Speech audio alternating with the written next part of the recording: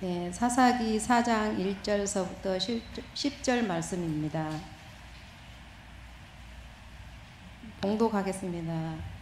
에훗이 죽으니 이스라엘 자손이 또 여호와의 목전에 악을 행하매 여호와께서 하솔에서 통치하는 가나안 왕 야빈의 손에 그들이 파셨으니 그의 군대 장관은 하롯의 탁보임에 거주하는 시스라요. 야빈 왕은 철병거 900대가 있어 20년 동안 이스라엘 자손을 심히 학대했으므로 이스라엘 자손이 여호와께 부르짖었더라.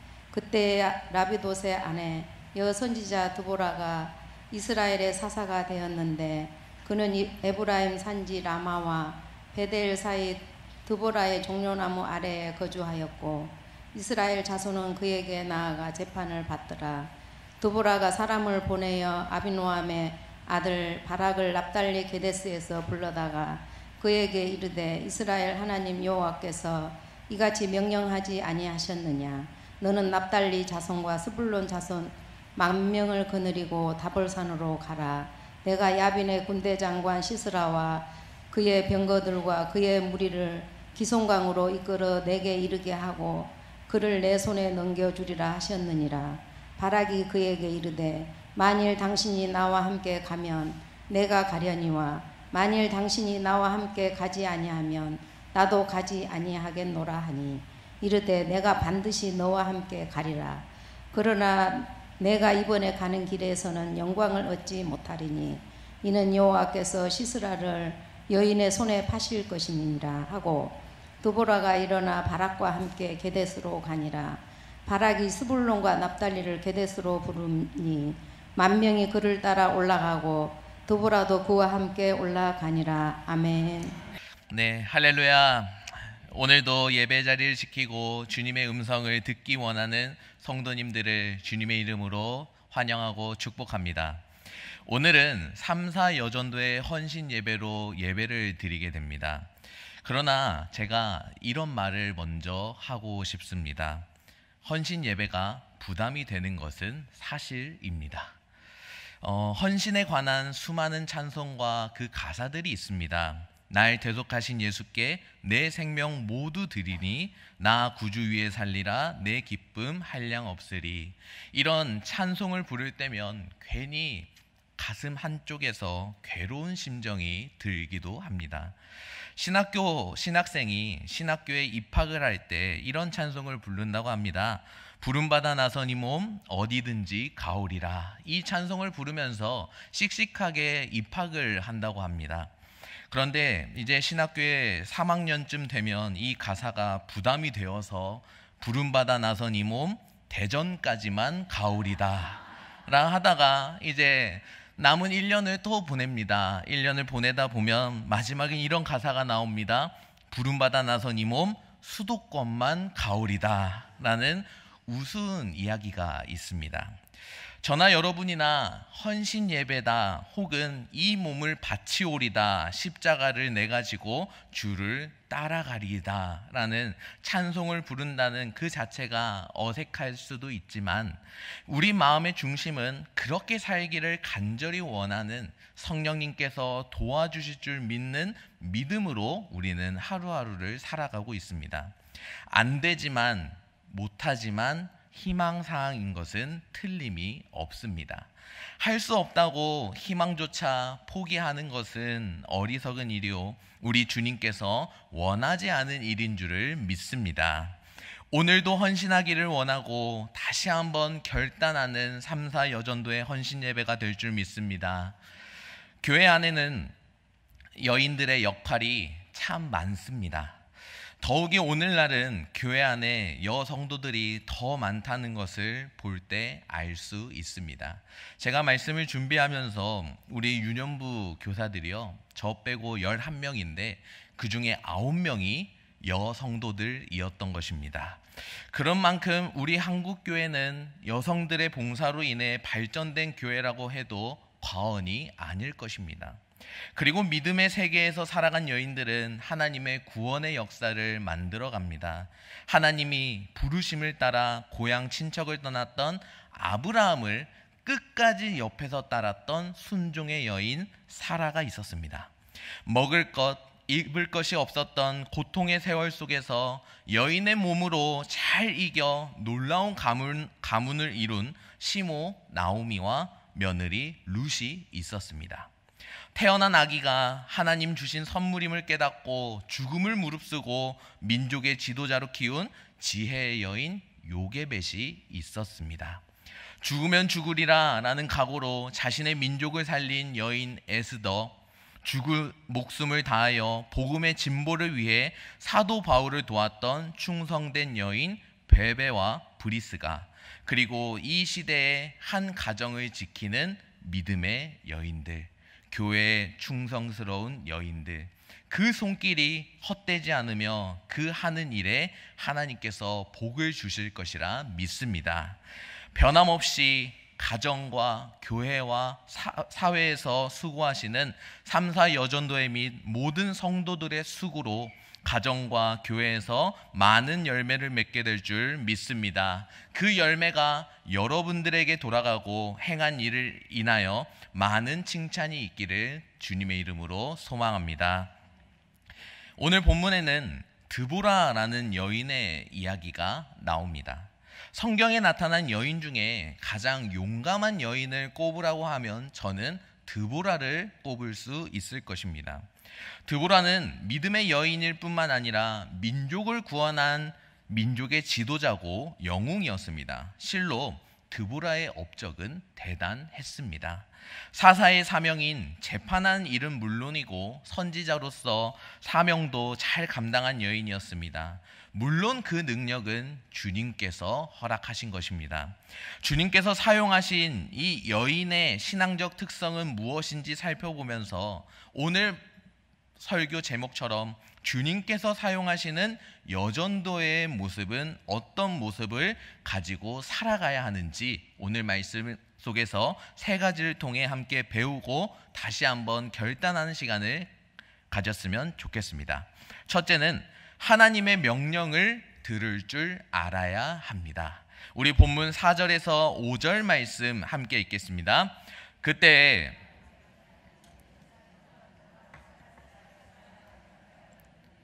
그는 에브라임 산지 라마와 베델 사이 드보라의 종려나무 아래에 거주하였고 이스라엘 자손은 그에게 나아가 재판을 받더라. 아멘. 이스라엘의 역대 사사들의 특징 중 하나는 사사로 부름받기 전에는 모두 평범한 사람에 불과했다는 것입니다. 그럼에도 불구하고 쓰임받은 드보라를 비롯한 사사들의 특징은 하나님의 음성을 들을 줄 알았다는 것입니다. 하나님의 종들이 하나님의 음성을 듣지 못한다면 이미 그 사명은 끝이 난 것입니다.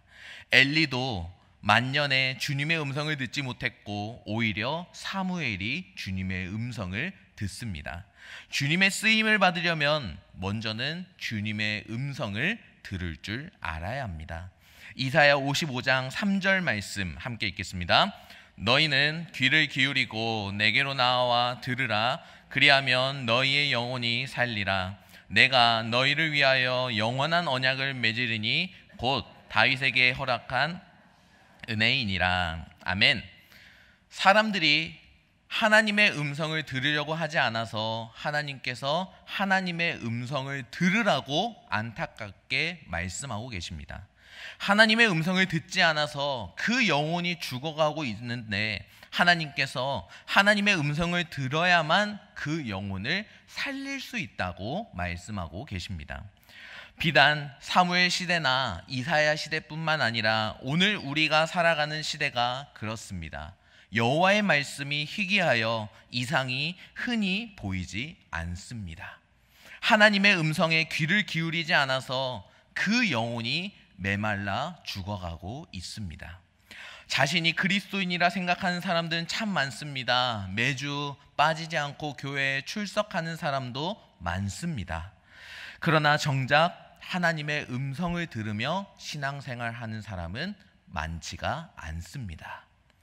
진정 하나님의 음성을 듣는 삶을 살지 못하고 있습니다. 형식에 매여 습관으로 인하여 우리들은 살아가고 있습니다. 그렇다면 그 하나님의 음성을 듣지 못하는 이유가 무엇이 될까요? 왜 현대인들은 하나님의 음성을 들으려 하지도 않고 현대 크리스천들은 하나님의 음성을 듣지 못할까요? 한마디로 정리하자면 하나님의 음성을 듣고자 하는 간절한 열망을 잊어버렸기 때문입니다. 헌신 예배를 드리는 3사 여전도회와 우리 모두가 하나님의 음성을 듣고자 하는 그 열망이 우리들의 심령 속에 불 일어나듯 일어나기를 소망합니다. 그런데 실제로 우리가 하나님의 음성을 듣고 싶어도 방법을 몰라서 듣지 못하는 경우가 많습니다. 간단하게 하나님의 음성을 들을 수 있는 방법 몇 가지를 말씀드리도록 하겠습니다. 첫째는 성경 말씀을 묵상하시기 바랍니다. 성경은 하나님의 말씀을 기록해 놓은 책입니다. 하나님의 영감으로 지어진 책이 바로 성경입니다. 하나님께서 이 성경을 통해 우리에게 가장 확실하게 말씀하고 계십니다. 그리고 그 확신의 말씀을 묵상할 때 비로소 하나님의 음성을 들을 수 있습니다. 묵상이라는 단어를 영어로 meditation이라고 합니다. 이 말은 먹는 약이라는 영어 메디슨과 어원이 같습니다. 마치 약이 우리 몸에 들어와서 온몸에 퍼져 약효를 내듯이 하나님의 말씀이 우리의 심령 속에 들어와 우리의 온 심령 속에 퍼져가면서 영향을 미쳐가는 것을 말합니다. 구체적으로 묵상하는 방법은 오늘 내게 주신 말씀을 깊이 심령 속에 받아들이는 것입니다.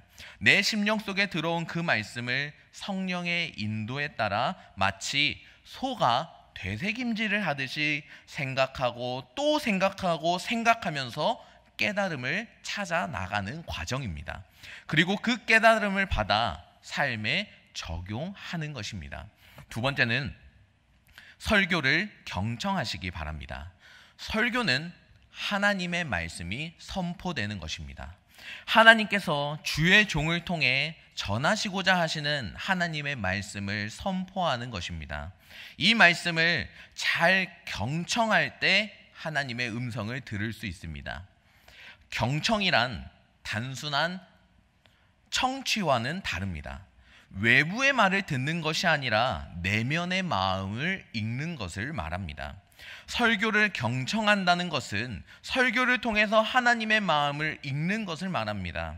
하나님께서 내게 바라시는 것이 무엇인지, 내게 하지 말라고 하시는 것은 무엇인지, 적극적으로 하라는 것은 무엇인지 헤아려 보는 작업이 되는 것입니다.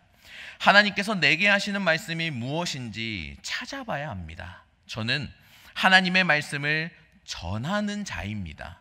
제가 말하는 것이 아니라 하나님의 음성으로 받으시기 바랍니다. 그리고 그 음성대로 살아가려고 노력하시기 바랍니다. 셋째는 기도 중에 세미한 음성을 들으시기 바랍니다. 기도는 하나님께서 세미하게 말씀하시는 소중한 통로입니다. 기도 중에 자신의 마음을 살펴보시기 바랍니다. 마음속에 강렬하게 떠오르는 말씀이 있는 경우가 있습니다. 주체할 수 없을 정도로 어떤 마음이 들 때가 있습니다. 차분한 가운데 어떤 생각이 떠오를 때가 있습니다. 그 생각에 집중하시기 바랍니다. 성령의 도움을 구하십시오. 그리고 분별하십시오. 하나님께서 주시는 마음인지 내 간절한 바람인지 아니면 사탄이 던져놓은 마음인지 구별해야 한다는 것입니다. 성령의 도우심으로 고민하던 것들에 대한 확신이 들고 마음에 평안이 찾아오면 그 마음을 붙들고 더 간절히 기도하시기 바랍니다. 그리하여 모든 기도에 응답받을 수 있기를 주님의 이름으로 소망합니다. 마지막 네 번째는요, 환경을 살펴보시기 바랍니다. 때로 하나님께서는 우리들에게 주어진 환경을 통해서 말씀하십니다. 내 주변에서 일어난 일들과 주변 사람들을 통해서 말씀하십니다. 특별히 기도했던 내용을 되새기면서 내 주변 환경에 대해서 각별히 주목하시기 바랍니다. 기도의 응답을 통해서 하나님께서 말씀하실 때가 있습니다. 그리고 사명에 주목하시기 바랍니다. 내게 주신 사명과 관련해서 말씀하실 때가 있습니다. 그리고 나와 관련된 죄에 대해서 주목하시기 바랍니다. 내가 죄에 빠지지 않도록 하나님께서 경고하실 때가 있습니다. 그리고 성령을 의지하며 그 생각들을 정리하고 실천하시기 바랍니다. 하나님은 하나님의 음성을 들을 줄 아는 자들을 사용하십니다. 하나님의 음성을 들을 줄 아는 3사 여전도회와 우리 모두가 되시어서 하나님 앞에 귀히 쓰임받을 수 있기를 주님의 이름으로 축복합니다. 하나님께서 사용하시는 드보라를 보고 두 번째로 배워야 할 것이 있습니다. 둘째는 주님이 주실 승리에 확신이 있어야 합니다. 본문 7절 말씀을 우리 함께 읽겠습니다. 내가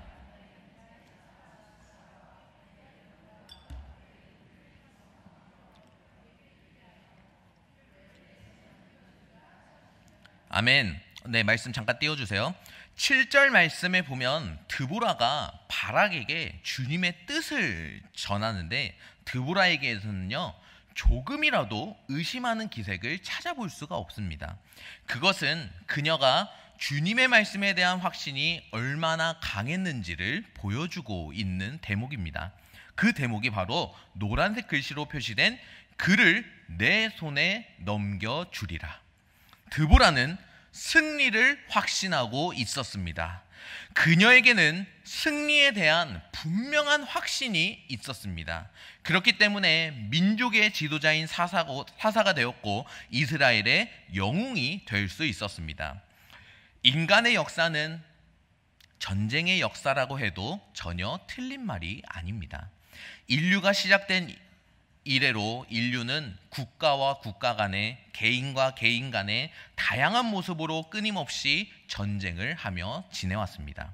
뿐만 아니라 우리 인간은 매일매일 여러 가지 전쟁을 치릅니다. 개인적인 전쟁에서부터 나라 간의 전쟁, 그리고 영적인 전쟁에 이르기까지 그 종류도 무수히 많습니다. 우리의 삶 속에는 온갖 종류의 전쟁이 있는 것입니다. 그렇다면 이러한 삶 속에서 일어나는 여러 가지 전쟁에서 승리하는 비결이 무엇이겠습니까? 이렇게 생각하고 행동하시기 바랍니다. 그것은 모든 전쟁은 여호와께 속한 것이고 하나님께서 승리하게 해주실 것을 확신한다는 것입니다. 다윗도 승리를 확신한 자였습니다. 다윗은 블레셋과의 전쟁에서 무서워서 떨고 있는 사울 왕에게 가서 이렇게 말했습니다. 사무엘상 17장 32절 말씀에 다윗이 사울에게 말하되 그로 말미암아 사람이 낙담하지 말 것이라 주의 종이 가서 저 블레셋 사람과 싸우리이다 하니, 기고만장한 골리앗과 블레셋 군대를 향하여 이렇게 외쳤다는 것입니다. 우리 사무엘상 17장 46절 말씀 우리 함께 읽겠습니다. 오늘 여호와께서 너를 내 손에 넘기시리니 블레셋 군대의 시체를 오늘 공중의 새와 땅의 들짐승에게 주어 온 땅으로 이스라엘에 하나님이 계신 줄 알게 하겠고. 아멘. 다윗은 싸우기 전에 미리 승리를 확신했고 승리를 선포했습니다. 이것이 믿음입니다. 주님을 믿는 믿음의 본보기가 바로 다윗의 외침입니다. 적들과 싸우기도 전에 벌써 패배를 생각하고 포로가 되는 것을 생각하고 죽는 것을 생각한다면 그것은 이미 그 싸움에서 진 것입니다. 다윗은 골리앗과 직접 대결하기 전에 골리앗을 쓰러뜨리고 그 목을 벨 것이라는 확신을 가지고 있었습니다. 물리적인 힘보다는 정신적인 힘이 더 강하고 정신적인 힘보다는 신앙의 힘, 영적인 힘이 더 강합니다. 신앙의 힘은 그 어떤 것도 당해낼 수 있습니다. 무엇보다 예수님 안에 있으면 우리는 늘 승리하는 삶을 살 수 있습니다. 예수님은 가난도 저주도 이기셨고 질병과 죽음도 이기신 분이십니다. 그러므로 예수 믿는 우리도 넉넉히 이길 수 있습니다. 또한 전쟁이 하나님께 속한 것임을 믿음으로 승리할 수 있습니다. 다윗은 전쟁은 여호와께 속한 것이다 라고 말하였습니다. 다윗은 이 전쟁이 골리앗과 이스라엘의 싸움이 아니라 하나님과 골리앗의 싸움으로 믿었습니다. 다윗이 가지고 간 무기는 만군의 하나님의 이름이었고 용기와 신앙이었습니다.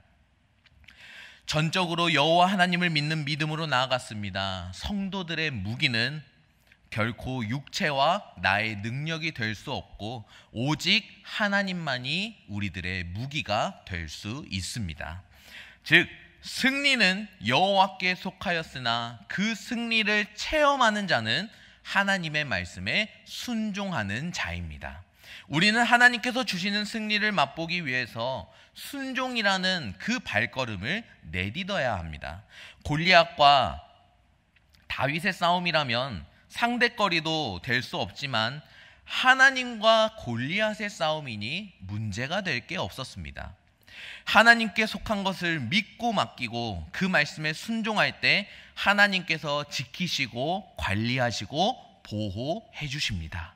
모든 싸움에서 하나님께서 승리해 주실 것을 믿는 3사 여전도회와 우리 모두가 되어서 하나님 앞에 귀하게 쓰임받을 수 있기를 주님의 이름으로 축복합니다. 셋째는 믿음대로 실천해야 합니다. 우리 본문 9절 말씀 함께 읽겠습니다. 이르되 내가 반드시 너와 함께 가리라. 이는 여호와께서 시스라를 여인의 손에 파실 것임이니라 하고 드보라가 일어나 바락과 함께 게데스로 가니라. 아멘. 사사기에는요 반복되는 패턴이 존재합니다. 이스라엘이 죄를 짓고 여러 강대국에 의해서 압제를 당하고 다시 하나님께 부르짖으면 하나님이 사사를 세우셔서 구원하시는 이 반복되는 패턴이 사사기에 7번 존재합니다. 오늘 말씀의 주인공인 드보라의 시대에도 이스라엘은 큰 고통 가운데 있었습니다.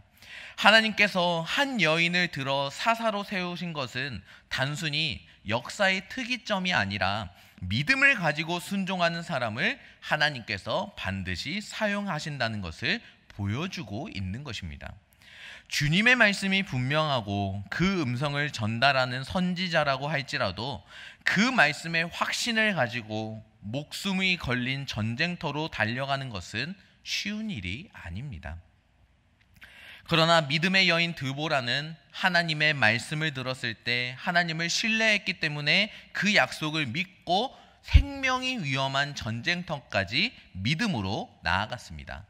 반면에 바락은요, 본문 8절 말씀에 나온 것처럼 드보라가 함께 가지 않으면 본인도 가지 않겠다고 말하고 있습니다. 바락이 두려워할 때 드보라는 함께 하겠다고 말했습니다. 약속했습니다. 믿음은 혼자가 아니라 함께 실천하는 용기입니다. 우리 3사 여전도에는 삶의 문제로 두려워하는 성도들과 동행하고 연약한 자들의 손을 잡아주는 귀한 역할을 감당할 수 있기를 소망합니다. 믿음은 실천에서 나옵니다. 아무리 믿음이 좋을지라도 실천되지 않는 믿음은 쓸모없는 믿음이고 죽은 믿음이라고 말하고 있습니다. 어떤 존재에 대해서 말할 때 살아있다는 말을 하는 것은 그것이 죽을 수도 있으며 또 아니면 죽어있는 상태도 가능할 때 말합니다. 생물체에만 적용하는 것이 아니라 비사물에게도 은유적 표현으로서 살아있음과 죽음을 말하게 됩니다. 그래서 야고보는 이렇게 말합니다. 영혼 없는 몸이 죽은 것 같이 행함이 없는 믿음은 죽은 것이라고 했습니다. 흔히들 로마서나 히브리서나 강조하는 믿음과 야고보서에서 강조하고 있는 행함에 대해서 대치되듯이 생각하지만 오히려 상호 보완적 완성도를 높이는 말씀이 됩니다. 그리고 구약의 인물들을 예로 들어가면서 살아있는 믿음에 대해서 새롭게 정의하고 있습니다. 히브리서 11장 1절 말씀 함께 읽겠습니다. 믿음은 바라는 것들의 실상이요 보이지 않는 것들의 증거니. 아멘. 믿음은 보이지 않는 것을 실제로 존재하는 것으로 받아들이는 것이고, 구원을 얻게 하는 믿음은 율법이 요구하는 것을 지키는 행위와 대조가 되는 것입니다. 우리가 이런 진리를 잘못 이해하면 믿음은 본질적으로 추상적인 개념으로만 인식해서 삶 속에서 행위의 열매 없이, 즉 구체적인 행동을 배제하고 구원에 이르는 믿음을 가질 수 있는 것이라고 오해하기도 합니다. 예를 들면 이렇습니다. 어쩔 수 없는 환경 속에서 마음은 그렇지 않으나 현실적으로 어쩔 수 없어 주님을 부인합니다. 그리고 이렇게 말합니다. 주님은 아신다. 그때 그 형편을. 야고보 사도가 말하는 믿음은 하나님을 개념적으로 받아들일 뿐만 아니라 그 하나님의 뜻을 따라 구체적으로 순종하는 것이며, 그 순종은 말로만, 생각으로만 나타나는 것이 아니라 하나님과 사람 앞에서 구체적인 행동으로 나타내는 것을 의미하고 있습니다. 믿음은 행함으로 봅니다. 우리는 사랑한다고 말하면서 사랑이라는 명목 하에 괴롭히는 경우를 뉴스를 통해 많이 접하게 됩니다. 단언코 그것은 진정한 사랑이 아닙니다. 사랑은 마음으로 사랑의 가슴을 가져야 합니다. 뿐만 아니라 사랑의 행위도 있어야 합니다. 강요나 압력에 의해서가 아니라 사랑하기 때문에 즐거움으로 사랑을 표현해야 되고 사랑을 나타내야 합니다. 그렇듯이 참된 믿음은 이 행함과의 관계에서 사랑을 동반합니다. 믿음의 사람은 예수 그리스도의 이름으로 이웃과 사랑의 역사가 있습니다. 우리의 이웃은 우리의 남편이 될 수도 있고, 아내가 될 수도 있고, 자녀가 될 수도 있고, 형제가 될 수도 있고, 나란히 함께 살아가는 이웃들도 될 수 있습니다. 그리고 참된 믿음은 살아있는 행위를 보여주고 있습니다. 믿음과 행위는 불가분리의 관계이며, 참된 믿음은 봉사와 선행으로 나타나는 실천적인 것입니다. 말씀과 성령의 내적 변화가 없는 외형적인 믿음의 허구성을 구체적으로 지적하고 있는 것입니다. 믿음은 사랑으로 입증되며 행함으로 입증됩니다. 이처럼 살아있는 믿음을 가져야 가치가 있습니다. 여러분의 삶에 언제나 생명력이 넘치길 원하며 살아있는 믿음을 가지고 살아가야 합니다. 살아있는 믿음은 마음으로 믿을 뿐 아니라 믿는 대로 행동해야 하는 삶이 되는 것입니다.